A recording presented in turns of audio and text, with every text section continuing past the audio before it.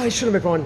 Continue this fantastic series, friends, with Daf Yomi Gemara, Sadiq Gimel, page 93 of the Masechet Sanhedrin. Over here, just done a bit of shopping here. Nothing like shopping here in Eretz Yisrael by the supermarkets of Israel, the products of Israel. Nothing beats it, friends. Just got a coffee ready, and we are going to start this fantastic page of the Gemara, friends. We actually done more than 3 months worth of Daf Yomi classes, which are absolutely phenomenal. Got a coffee ready over here.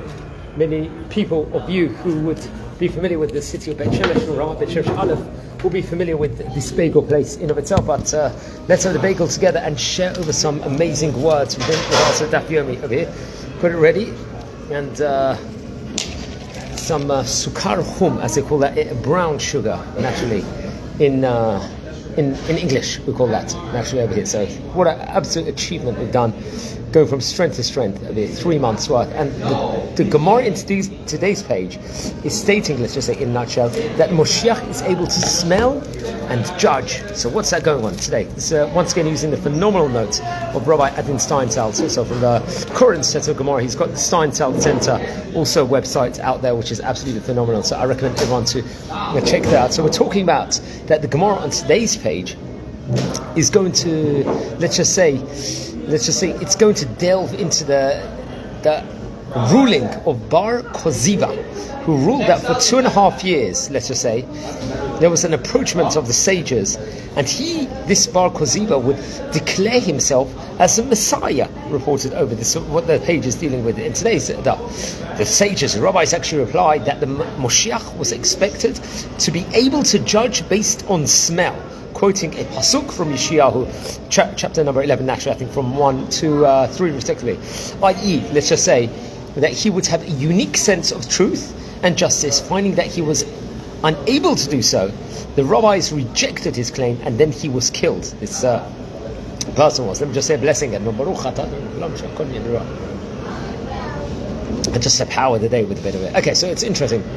So according to a simple reading, let's just say, of the Gemara, it sounds as if the sages themselves killed this Bar Koziva, in contrast with the story that appears in various different midrashim, as we learn about, I think in Eika, for example, Lamentations, which we read on Tisha B'Av respectively, and various other midrashim, is expounded that it's reported that he was killed by the Roman enemy over here. So it wasn't from the sages. So the Ravad, great commentator, is going to accept the simple version of this specific Gemara over here, of our Gemara, naturally. But the Rambam rejects it entirely and unequivocally. Why is this? Either because he relies on, let's just say, the other midrashim, other teachings, let's just say, in of itself, or he accepts our Gemara views, the actions of the sages, as a badly mistaken, let's just say. Thus, the Rambam is going to present, let's say, Bar Koziva as a model of what we look, let's just say, for in the Midrash, respectively. For in the Moshiach in of itself. Great person. I don't want to say in of itself. So that's what how we're trying to look at it, is what is a model of what we're looking for in Messiah, in Moshiach. Some suggest that the Rambam may interpret our Gemara in a different sense over here, understanding that the rabbis rejected him as a Moshiach over here, and without their support, he was ultimately going to end up being killed by the enemy. So he was, because they didn't have Am Yisrael to protect, like in many other cases where you have over there. So that's seemingly that. So the individual, I think, who known to the Gemara as Bar Koziva is the same person who is known to us. Naturally, we will all know him. I'm sure all of us, even people not necessarily well versed in Torah. He was called by Rabbi Akiva Bar Kochva.